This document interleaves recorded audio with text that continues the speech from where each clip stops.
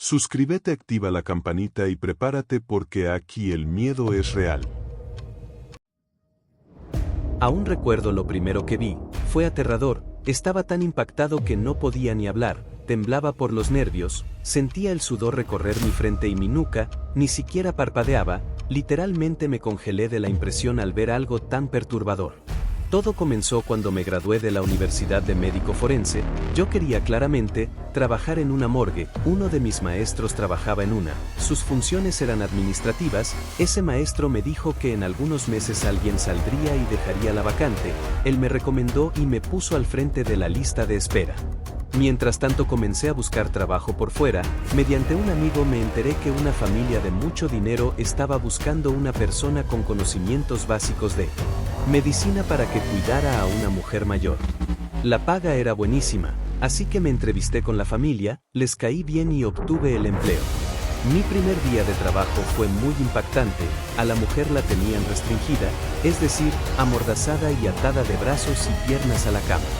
La tenían así porque la mujer había tenido un brote psicótico y, a pesar de ser una anciana, durante esos ataques se ponía muy violenta y sacaba fuerzas suficientes como para lastimar gravemente a quien se le pusiera enfrente.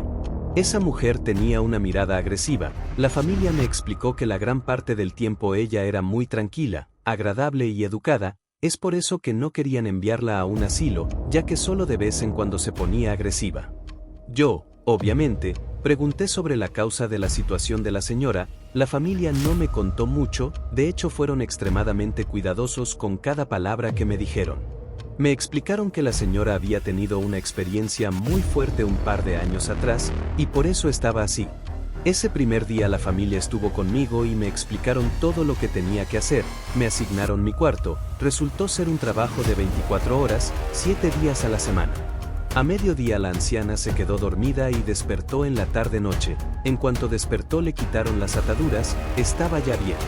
Esa era la mecánica, cada que se ponía agresiva había que atarla y esperar a que tomara una siesta antes de liberarla. La mujer era consciente de su estado y lo tomaba bien, era raro. Estuve cuidando a la señora por 9 meses y en todo ese tiempo jamás tuvo un ataque. Así que esos 9 meses en realidad fueron agradables y me sirvieron para juntar muchísimo dinero. A la señora le encantaba platicar, la mayor parte del tiempo me contaba sobre su juventud, sobre sus hijos, su fallecido esposo, ciertamente tenía muy buenas historias. Pero algunas veces me hablaba de cosas muy extrañas, hablaba de sectas, había una en específico que mencionaba con regularidad, también hablaba de demonios, de cosas muy oscuras, hasta el semblante la cambiaba a la señora cuando me hablaba de esas cosas. La señora tenía un libro raro, era negro y viejo, se veía pesado, lo tenía sobre un estante, solo lo leía una vez a la semana. Lo más peculiar de ese libro era que cuando la señora lo abría salía un aroma curioso, como a sangre, como a podrido. En una ocasión la anciana me habló sobre el infierno, me lo describió, fue horrible, me causó pesadillas. Me dijo que había ríos de cadáveres, que del suelo salían árboles de huesos, que todo olía a muerte, y muchas otras cosas que no quiero decir porque me da escalofríos solo de acordarme. La mujer me dijo que ella se iba a ir al infierno, que había hecho algo que la tenía condenada y que los demonios se lo recordaban cada noche antes de que ella cerrara los ojos para dormir. Hace muchos años que no hablo de esto, pero, ahora que lo recuerdo, esa casa tenía detalles extraños, pequeñas cosas que me hacían sentir como en otra dimensión o algo así. La casa tenía varios cuadros que, según me dijo la familia, habían sido pintados por la mujer. Había uno en específico que me llamaba mucho la atención. Era un cuadro de un perro negro que se veía muy imponente. Era un galgo, delgado pero musculoso, con una pose amenazante y con una mirada muerta. Había otras cosas, un cuarto al que no se podía entrar, lo tenían hasta con candado, como dije, eran detalles, pero de detalles en detalles la cosa pintaba medio turbia. A veces las puertas se abrían solas, se escuchaban voces, nada muy espectacular. En más de una ocasión hasta mi cuarto llegó el olor de aquel libro, ocurría durante la madrugada, nunca supe qué hacía la mujer leyendo ese libro a esas horas. También tenían un salón raro, era como una biblioteca pequeña, como de 3x3. Lo que me llamaba la atención de ese salón eran los libros, los temas que abordaban. Todos y cada uno de esos libros hablaban de cosas relacionadas con el misticismo, las artes oscuras y seres de otras dimensiones. Un día la señora me contó el porqué de su condición, me dijo que el evento que desencadenó todo fue un exorcismo que le practicaron después que algo saliera mal en un ritual. La señora era de creencias peculiares. Finalmente llegó mi último día de trabajo cuidando a la anciana. El motivo para mi renuncia era que al final me habían llamado de la morgue. Esa noche la anciana sufrió un infarto fulminante. Curioso, la morgue encargada de registrar el cuerpo fue la misma que me había llamado para trabajar, así que literalmente comencé mi nuevo trabajo en el mismo instante que terminó el anterior. Me dejaron trabajar el cuerpo, aún no firmaba, la persona de recursos humanos no estaba, pero el que sería mi jefe dijo que estaría bien para medir mis capacidades y comprobar mi experiencia. En ese momento estábamos 3 personas, mi jefe, un compañero y yo. No voy a ahondar en detalles técnicos, simplemente hicimos lo que se hace con todos los cuerpos y al terminar lo colocamos en una de las cámaras frías. Salimos a comer algo, aprovechamos para congeniar un poco, al regreso teníamos otro cuerpo, estábamos trabajando cuando hubo un apagón. La oscuridad no me gusta, las cosas empeoraron cuando comenzaron a escucharse horribles gritos, eran desgarradores, había golpes, parecía que alguien quería salir de los refrigeradores. Los 3, por miedo salimos de ahí y avanzamos con cuidado por el oscuro pasillo. Entonces la luz volvió, lo que vi no tenía ningún sentido para mí en aquel momento. El cuerpo de la anciana estaba parado, al final del pasillo, observándonos. Fue aterrador, impactante y perturbador, tal como dije al principio, ahí comenzó mi viaje. Lo siguiente que ocurrió fue que el cadáver de esa anciana corrió hacia nosotros gritando horriblemente, cerré los ojos con fuerza, deseando estar en cualquier otro sitio menos ahí. Esperé y esperé a que pasara algo, pero no, al abrir los ojos el cuerpo de la mujer estaba en el suelo, inmóvil, tal como se supone que debía haber permanecido al morir. Ahí me convencí que todas las extrañas cosas que me platicaba la señora eran ciertas, el exorcismo, los rituales, todo, era la única explicación que yo le encontraba al hecho de haber visto a un cadáver correr por un pasillo. La mujer solía decirme que cada parte del cuerpo guarda una esencia de la vida y la muerte, decía que cuando una persona recibía un trasplante de órgano, o de sangre, su esencia cambiaba, que ahora era la mezcla de 2 personas, y que tanto las bendiciones como las maldiciones del donante pasaban a cobijar al huésped. Estaba pensando en eso mientras tomaba un vaso de agua en mi casa, intentando olvidar la grotesca escena que había vivido en la morgue unas horas antes. Entonces recordé que de todos los órganos de la anciana, solo uno estaba en condiciones aceptables para donación, y de hecho ya debería estar siendo transportado para implantarse en otra persona. Eso no sonaba nada bien, la señora había sido poseída por energías oscuras, por eso le habían hecho el exorcismo que la dejó con problemas mentales. Así que, si lo que la señora decía tenía algo de verdad, significaba que la persona que recibiría ese órgano, también recibiría las energías negativas que habían atormentado a la anciana. De inmediato volví a la morgue, claramente no podía llegar preguntando por el destino del órgano ya que es información sensible y no me la proporcionarían, así que lo que hice fue revisar, a escondidas, los documentos. Ya con la información pude llegar al hospital y pregunté sobre el paciente que recibiría tal órgano, inventando que yo era familiar del donante y que quería conocer a la persona. Resulta que se trataba de un hombre de 50 años. Aún estaba en quirófano, me presenté con la familia, ellos estaban agradecidos y también preocupados, se trataba de una operación de alto riesgo, varias horas iba a tardar. Todo salió bien, conocí al sujeto, todo parecía estar en orden, no había pasado nada. Quizás simplemente yo estaba algo paranoico debido a la grotesca escena. Pasaron 4 meses, yo seguí trabajando en la morgue, hasta que un día llegó el cadáver del sujeto que había recibido el trasplante. Murió atropellado. Me puse en contacto con la familia para saber qué era lo que había pasado. Resulta que durante 2 semanas el hombre estuvo diciendo que veía cosas, horribles cosas que lo atormentaban y que lo amenazaban con llevárselo al infierno. Un día él simplemente no pudo más y salió corriendo, desesperado, se atravesó en una avenida y pasó lo que pasó. La esposa me dijo que esas visiones, o alucinaciones, comenzaron cuando ella le comentó que estaba embarazada. Me quedé pálido. Esa criatura había sido concebida después del trasplante, es decir que parte de la esencia de la anciana ahora se encontraba dentro de la madre, en el bebé. Yo tenía un amigo que era ginecólogo y le pedí de favor que se hiciera cargo de todos los pormenores del embarazo de la mujer. Afortunadamente ella era joven, así que, en teoría, el embarazo no debería tener demasiadas complicaciones.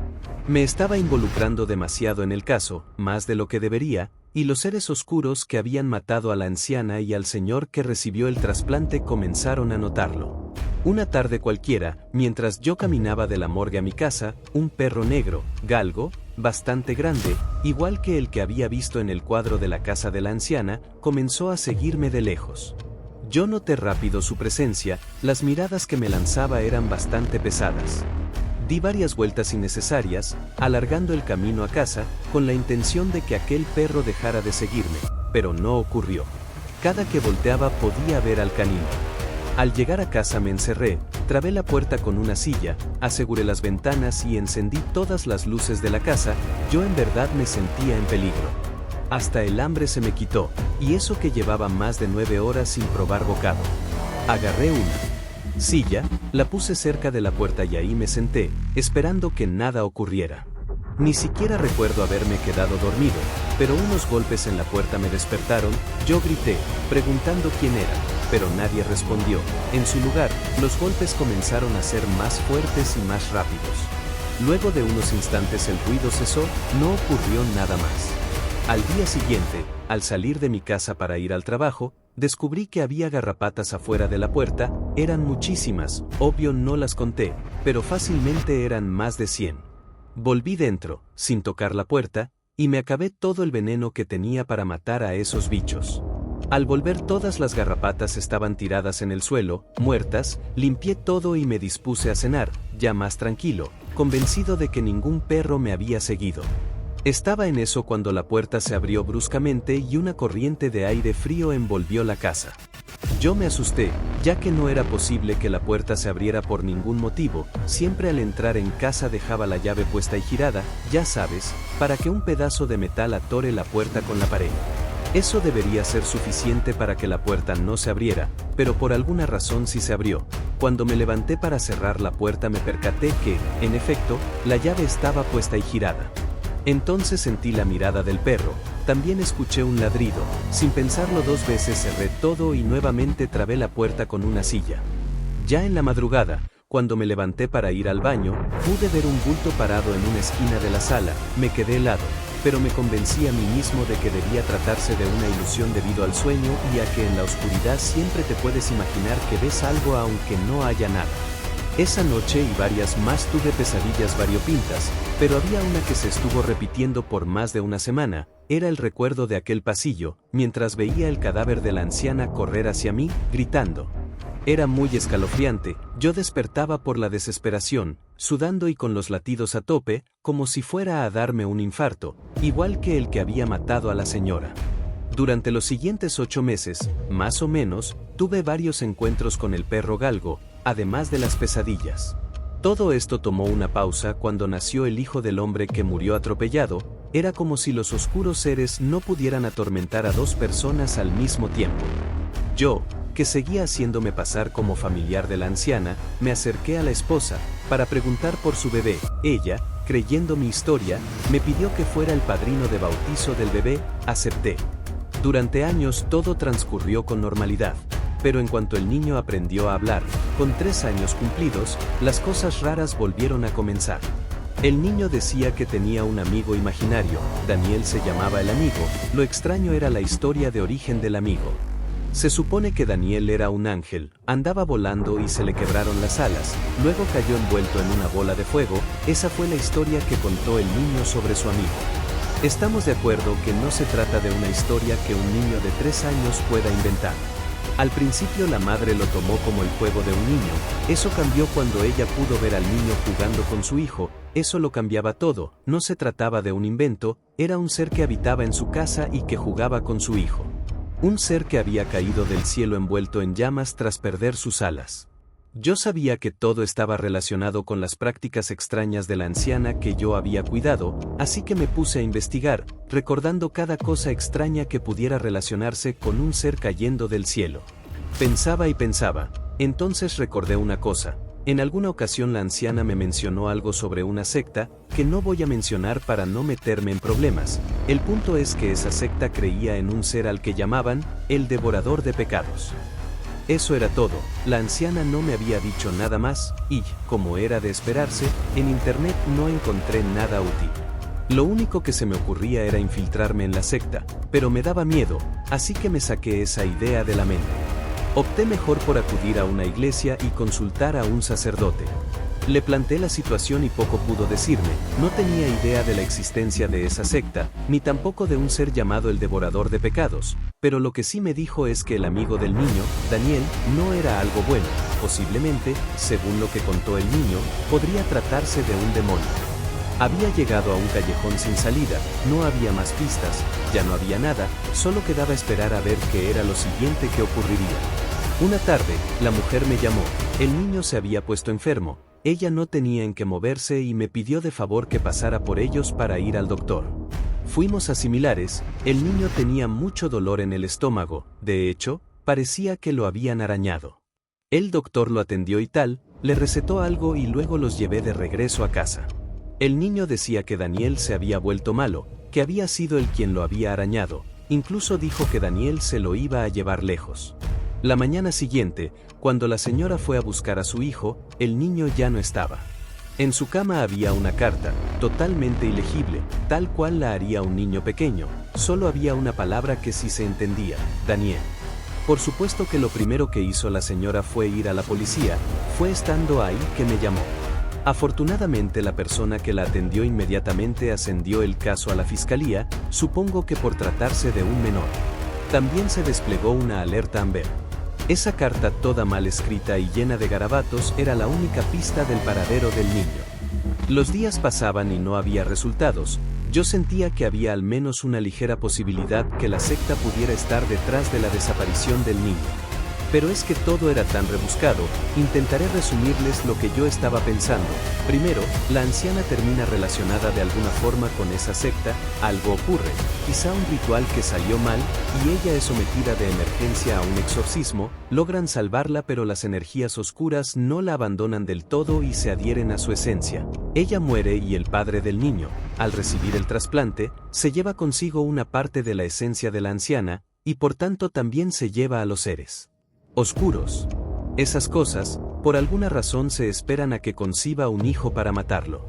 Mientras el niño está en gestación, las energías oscuras tratan de amedrentarme para que no intervenga. Nace el niño y está marcado por haber nacido con una esencia oscura dentro de su ser, y esa marca es percibida por el devorador de pecados, es por eso que lo encuentra y de alguna forma la secta también da con el niño y lo sustraen para hacer, posiblemente, el ritual que salió mal con la anciana, cerrando así el círculo. Es muy rebuscado, estoy consciente de eso, pero es que en aquel momento todo eso me hacía sentido, estaba convencido de que yo tenía la razón. Claro que no podía llegar con la madre y soltarle un argumento como ese, no ayudaría en nada. Y así me quedé, creyendo saber la verdad sin poder contarle a nadie para no ser juzgado loco. Pasó una semana, finalmente encontraron al niño, por desgracia, ya estaba sin vida, y mostraba señales de haber sido brutalmente atacado por varios animales, le habían arrancado grandes pedazos de carne en la parte superior del cuerpo. Yo me enteré porque llegó a la morgue donde yo estaba trabajando, dije que yo conocía a la madre y que me dejaran ser yo quien le diera la noticia. Fue terrible, la mujer sufrió un colapso cuando le pedí, por protocolo, que identificara el cuerpo, casi le da un ictus a la pobre. Trabajamos el cuerpo, como cualquier otro, por más que busqué de forma minuciosa, no encontré un solo indicio de que el menor hubiera sido utilizado en un ritual, pero no encontré nada. Y entonces volvió a suceder, las luces se apagaron, golpes y gritos se escucharon, salimos de ahí y avanzamos por el pasillo, la luz volvió, como la vez anterior, estaba el cuerpo al final del pasillo, pero ahora se trataba del niño. Aquello se sentía como un déjà vu, como un terrible déjà vu. El cuerpo del niño se abalanzó sobre nosotros y en un parpadeo su cuerpo estaba tendido en el suelo. Ya habían pasado muchos años, pero el revivir esa situación me hizo recordar todo. Tenía miedo de caminar a casa por pensar que volvería a ver al gran galgo negro, pero me calmé un poco al caer en cuenta que ya tenía vehículo, así que no tendría que caminar a casa como la vez anterior, así que, en teoría, no habría problemas, o al menos no debería haberlos. Levantamos el cuerpo, lo colocamos en el lugar donde debería haber permanecido y continuamos con el turno fingiendo que nada había pasado. Al llegar mi hora de salida fui lo más rápido que pude a mi vehículo, no quería estar ni un segundo más en la morgue. Ya había recorrido más de medio camino, cuando, al ver por el retrovisor, me quedé helado al notar que el perro negro estaba tranquilamente sentado en el asiento de atrás. No hacía ruidos, se limitaba a mirarme de una forma muy amenazante. Estaba tan asustado que no me percaté que me pasé un semáforo en rojo, choqué. Lo bueno es que el auto que impacté iba a baja velocidad, así que nadie salió herido. Es más, solo mi auto resultó dañado, al otro solo le quité algo de pintura. Durante 28 días estuve viendo al galgo negro en diferentes horarios y lugares, nunca más dentro del vehículo, lo llegué a ver hasta dentro de un ascensor. Por alguna razón que desconozco, los espectros seguían atormentándome, no tenía sentido, se supone que el niño era el último que había heredado esa esencia maldita, por tanto, si el niño ya estaba muerto, los demonios debieron haberse ido con él. Algo estaba pasando, y ahora era mi integridad la que corría peligro, así que no podía quedarme sentado cruzado de brazos esperando lo peor. Volví a esa casa donde había conocido a la anciana, no había nadie, de hecho, parecía que la casa había quedado abandonada desde que la anciana murió años atrás. Intenté llamar a la familia, pero los números ya no existían, entonces le pedí a mi amigo, al que me había contactado con ellos, que de favor les dijera que necesitaba hablar con ellos de forma urgente. Mi amigo quiso hacer preguntas, pero le dije que no podía darle más información. A los 3 días recibí una llamada, era de uno de los hijos de la fallecida anciana. Él aceptó reunirse conmigo, me dio una fecha, el nombre del restaurante y la hora a la que debía presentarme. El día de la reunión obtuve muchas respuestas. La anciana y toda su familia formaba parte de una orden, cuyo nombre jamás lo había escuchado. Bueno, esa orden compartía algunas creencias con la secta de la que me hablaba la mujer. Tanto la orden como la secta eran de carácter oscuro, místico y siniestro, adoraban a deidades oscuras, diferentes, pero su deidad superior era la misma, el devorador de pecados. Se supone que este ser es como el Mesías, pero de los adoradores de lo oscuro. Entonces, tanto la secta como la orden estaban buscando la forma de traer al mundo a su deidad, y con eso podían anexar a sus filas a muchas otras sectas allegadas al satanismo. Querían formar una religión. Todo lo que me contó sonaba tan estructurado que daba miedo. Bueno, resulta que de entre todos los miembros de ambos grupos solo había una persona que podía recibir en su carne al devorador de pecados. Esa persona era la anciana. Se le practicó un ritual. La idea era que la oscura deidad entrara en la mujer. Una vez que aquello se realizara con éxito, la iban a sacrificar para que después el patriarca de la secta y la matriarca de la orden se comieran la carne de la anciana. Así la esencia oscura estaría dentro de ambos para que pudieran procrear a un hijo que sería como el anticristo o una cosa así. Sé que suena muy complicado y puede parecer confuso, pero yo solo estoy tratando de explicar lo que a mí me ofrecieron como la única explicación para todos los extraños acontecimientos que llevaban ocurriendo durante años. Continuo. Claramente las cosas no salieron como se supone que deberían, el ritual salió mal, el devorador de pecados no pudo ingresar a la anciana ya que no tenía la suficiente fuerza vital. Entonces, según el hijo de la mujer, ese ser envió algunos espectros o demonios a ingresar al cuerpo de la anciana. Esos seres casi la matan, fue por eso que tuvieron que practicarle un exorcismo, que, sí, le salvó la vida, pero no alejó a los espectros. Esos espectros tenían la función de marcar al huésped del devorador de pecados. La mujer muere, y esa marca pasa al sujeto que recibió el trasplante, pero él tampoco tenía la fuerza vital, así que también lo matan, no sin antes dejar que pase esa marca a otra persona, a su hijo. Ese niño se fue formando desde el día 0 con la marca dentro de su alma. Eso lo haría crecer con la suficiente fuerza para poder servir de recinto para la oscura deidad. El niño nace, el devorador de pecados baja para estar cerca del niño, se hace pasar por su amigo, Daniel, pero lo único que está haciendo es esperar el momento en que pueda poseer al niño sin matarlo. Llegado el momento, ese niño deja de ser él y es poseído por la deidad. Entonces huye de casa para ir a que lo sacrifiquen, para que se lo coman y puedan hacer el anticristo. Yo ya estaba completamente alucinado con las semejantes cosas que estaba escuchando. Insisto, yo no puedo dar fe y legalidad que toda esa explicación sea totalmente real, eso es lo que a mí me dijeron. Entonces yo pregunté cuál era el motivo de que energías malvibrosas me estuvieran acechando.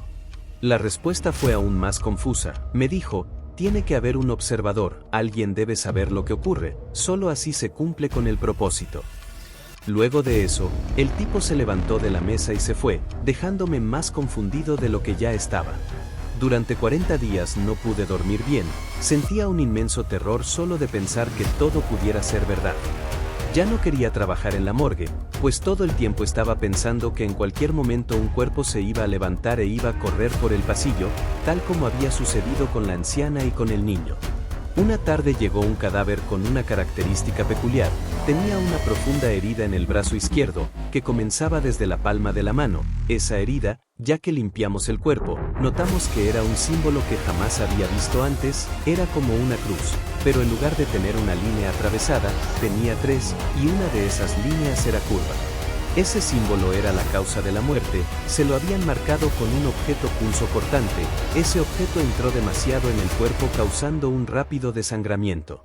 4 días después llegó otro cuerpo con ese mismo símbolo, una semana después llegó otro, luego otro y después otro. En total, en un lapso de 2 meses llegaron 7 cuerpos, cuya causa de muerte era desangramiento, todos con ese extraño símbolo. Muchos rumores se comenzaron a correr en el trabajo, claro que no teníamos permitido fugar.